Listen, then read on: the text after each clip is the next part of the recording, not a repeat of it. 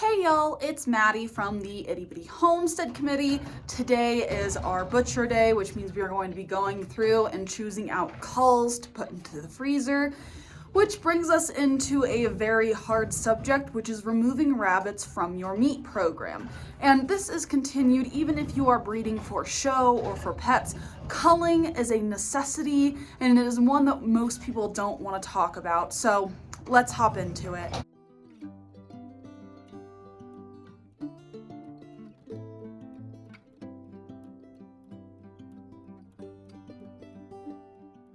So there are two types of culling that we talk about when it comes to any kind of livestock. There is soft culling and hard culling. Soft culling is simply removing it from the breeding program so that you no longer have the genes in your breeding program. This soft cull can stay on the farm, it can go to somebody else's farm, or it can be sent as a pet.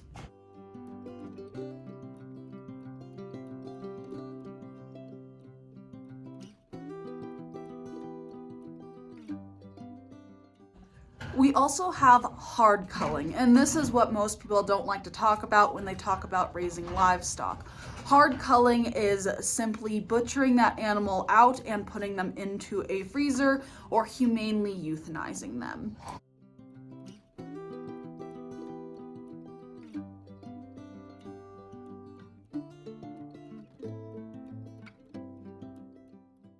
Now, hard culling, as I said before, is one of those topics that most people don't want to accept when it comes to raising rabbits. Many people raise rabbits for purposes other than meat. They raise them for show, they raise them for pets. But even in those programs, it is vital that you are culling out animals that are sick, are injured, or are not in good health in general. Those things should not be added to a breeding program, and many times they shouldn't go somewhere else as pets. A great example for me of this scenario is if you are breeding two broken animals together. So let's say I'm breeding a penguin and strawberry together. There is a great chance in that litter I'm going to get animals with megacolon. Megacolon is a genetic anomaly that happens when you breed two broken animals together, and they could cause a variety of health problems, causing the rabbit that you would look at selling to rapidly gain and lose weight, depending on the time of year and other problems that the animal has due to the megacolon. We also see more GI stasis, diarrhea, and that kind of thing. It is inappropriate to sell that animal to someone else and have them deal with it. So the best option would be to cull it hard.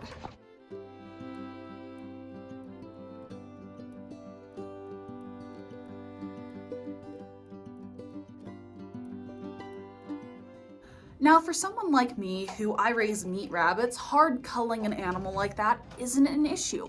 But what do you do in a program where you yourself cannot cull an animal out? Maybe you're only raising for show and you only have 1 to 2 litters a year, and therefore you're not ready to cull that animal out yourself. What you can do is you can get a cull buyer.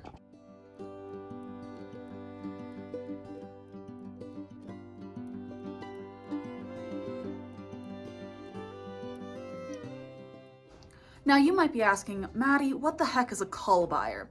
It's exactly what it sounds like. It is a person that will buy live animals from you for the purpose of culling them out for their own purposes. Normally they pay market rate, which is price per pound. Around here it runs about $8 to $8.50 per pound. What they'll do, they'll buy the live animal from you, they'll butcher it out for you, and then they will sell that meat. You see a lot of cull buyers that they work with zoos, or they have a large amount of animals that they're raw feeding. And it's very beneficial for people who don't want to cull their own animals out.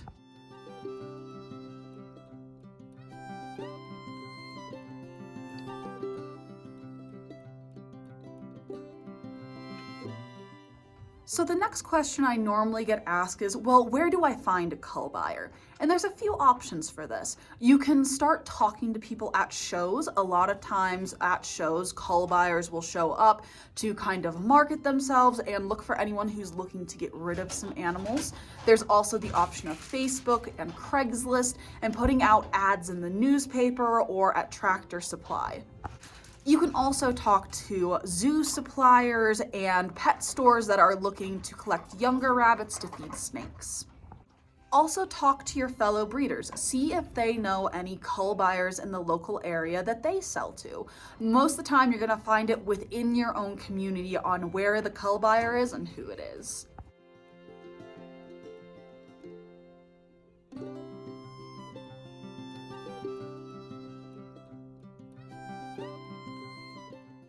So now that we have gotten past that part, the question is, who am I calling out of my program this time and why?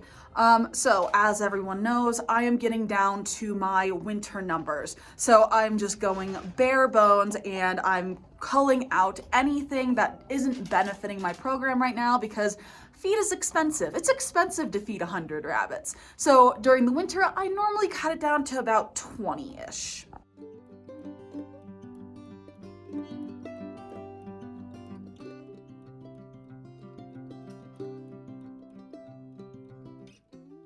So my biggest problem right now is I have way too many bucks, like way too many. I quota myself for about 4 outside in the barn, and currently I have 6 outside in the barn, and that's not including grow outs. So I'm really focused right now on lowering those bucks numbers and seeing who do I really need versus who don't I need.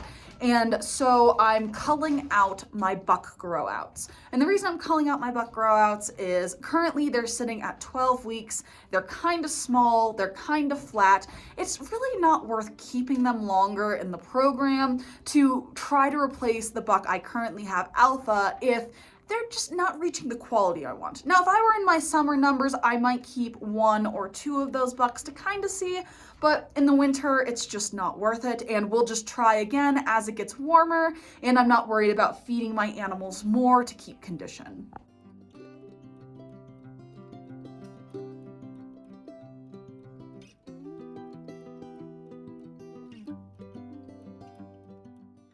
Next, I'm culling out my doe 1. 1 was a rabbit that I picked up about a year and a half ago.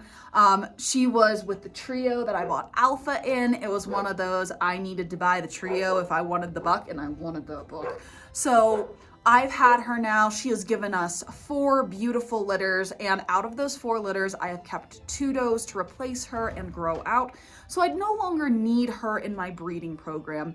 I have other rabbits that are going to be more beneficial, that are larger and have better type than she does, and therefore it's just not worth keeping her around much more long. So I don't want to feed her through the winter, and so I'm just gonna cull her.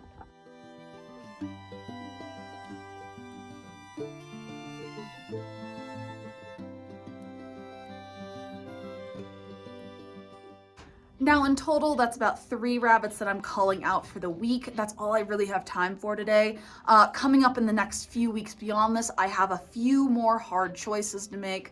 I gotta look at my senior bucks and my silver foxes and decide who's going to stay, who's going to go. I have to look at culling out Penguin and Sadie, depending on if they give me the litters that I want, and just generally cutting back, which, you know, it does suck. It really does, but we have to move forward with our breeding program.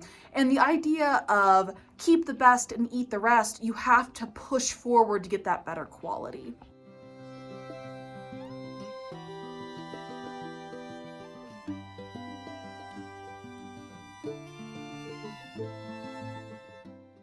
Anyway, that's all I have for y'all. I have a video coming up. I'm making dog treats right now. We are butchering out some rabbits and getting them ready for the freezer. So I have a video coming up on that. But before I really talked about that, I just wanted to talk about hard culling and cull buyers because it is super beneficial for somebody who is just getting into raising rabbits, either as a person who's showing and maybe is not confident in what they can or can't do when it comes to culling out their own animals, or maybe someone who's getting into the hobby and they've realized they can't do it. So what do they do now with all of these rabbits that they've bred? But that's all I really have for y'all. Thank you so much for watching, and I'll see y'all in the next one. Bye.